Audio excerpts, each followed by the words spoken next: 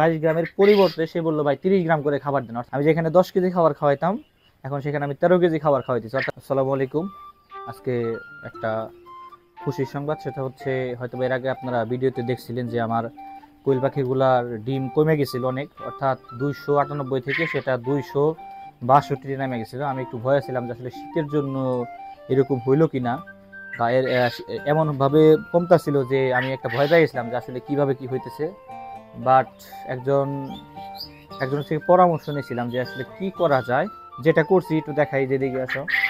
এখন সে আমার যে পরামর্শটা দিয়েছে সেটা হচ্ছে আমরা যে মেডিসিনগুলো আছে সেগুলোতে দিতেছি AD3, রেনাইডি3 দিছি, তারপর হচ্ছে আপনার ইসেল, ক্যালপ্লেক্স এবং জিঙ্ক, এগুলো তো খাওয়াইতেছি। সাথে উনি যে বললো যে আপনি খাবার কতটুকু খাওয়ান, আমি হচ্ছে মোটামুটি 22 গ্রাম করে খাবার খাওয়াইতাম।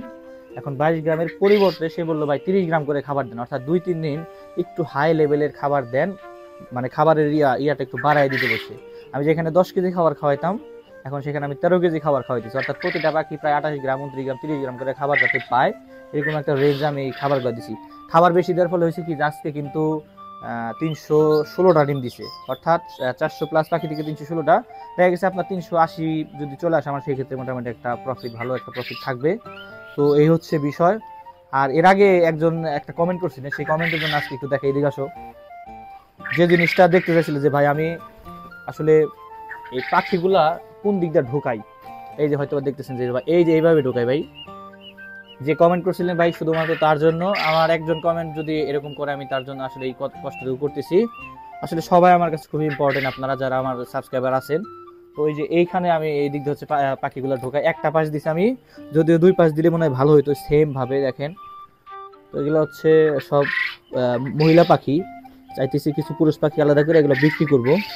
তো যে এইখান দিয়ে আপনার মনে করেন যেই করি আমরা, এটা কি পুরুষ না মহিলা, সেম ভাবে ভাই যে দেখতে চাইছিলেন এই যে কিভাবে এই করি আমরা, এই যে এইভাবে এখান দিয়ে আপনার মনে করেন যে পাখিগুলো ঢোকাই, এবং অলরেডি ডিম দেওয়া শুরু করে দিছে। দেখেন 3টা বাজে এখন, এখন হচ্ছে কয়টা, 3টা বাজে। তো আরেকটা ওষুধ আমরা চেঞ্জ করছি, সেই ওষুধটা আমরা দিব, দেখাবো আপনাদেরকে, একটু আসেন দেখাই। আমরা নতুন যে ওষুধটা আনছি এর আগে হচ্ছে আপনার AD3, কোনটা স্কোয়ারেরটা মানে খাওয়াই, স্কোয়ারেরটা কি খাওয়াইতাম, হ্যাঁ স্কোয়ারেরটা খাওয়াইতাম AD3। বাট এবার হচ্ছে রেনাসেলেরটা খাওয়াইতেছি, কারণ রেনাসেল খাওয়ালে নাকি ডিম বেশি আসে, রেনাসেল AD3।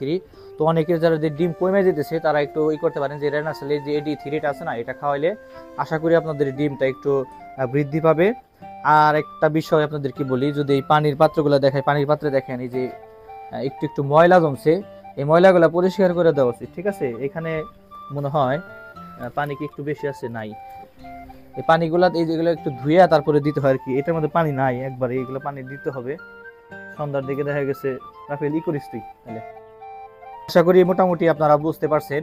আমি কিন্তু আবারও বলতেছি ভাই, কোয়েল পাখি যারা ভিডিওগুলো আমার দেখেন আর যদি আজকে প্রথম দেখেন তাদেরকে একটু বলে রাখি, কোয়েল পাখির বাতাসের মধ্যে লাগা যাবে না, অর্থাৎ শীতের যে বাতাসটা সেটা লাগা যাবে না, কুয়াশা ঢোকানো যাবে না। পর্যাপ্ত পরিমাণে টেম্পারেচারটা কন্ট্রোলে রাখার চেষ্টা করবেন। পারলে একটা টেম্পারেচারের যে মেজারমেন্ট করার যে ইয়াগুলো আছে সেগুলো রাখতে পারেন, বা হিটার ইউজ করতে পারেন, বিভিন্ন জিনিস, অর্থাৎ আপনার উষ্ণতা যাতে থাকে। কোয়েল পাখি একবার সর্দি লাগলে কিন্তু মারা যাওয়ার সম্ভাবনা থাকবে। আবার বলতেছি ভাই, কোয়েল পাখি যদি সর্দি লাগে তাহলে আপনার পাখি দেখবেন ম্যাক্সিমাম মারা যাওয়ার সম্ভাবনা আছে। আর দেখা গেছে আপনার যদি একবার সর্দি লাগে সেই ক্ষেত্রে আপনার মনে করেন বারবার এই পাখিগুলো মরেই যাবে, এরকম অবস্থা একটা সময় একবার থাকবে না, কোনো পাখি আপনার এখানে ওরকম ভাবে অবশিষ্ট থাকার সম্ভাবনা নাই। তো আজকের ভিডিও শর্টভাবেই করবো আমি, এরপরে হয়তো বা নতুন একটা ভিডিও বের করবো। তো আজকের ভিডিও এই পর্যন্ত, সবাই ভালো থাকবেন। আর ভিডিওটি ভালো লাগে অবশ্যই চ্যানেলটি সাবস্ক্রাইব করেন এবং পেজটি ফলো দিয়ে রাখবেন, আর অবশ্যই শেয়ার করতে পারেন। আসসালামু আলাইকুম।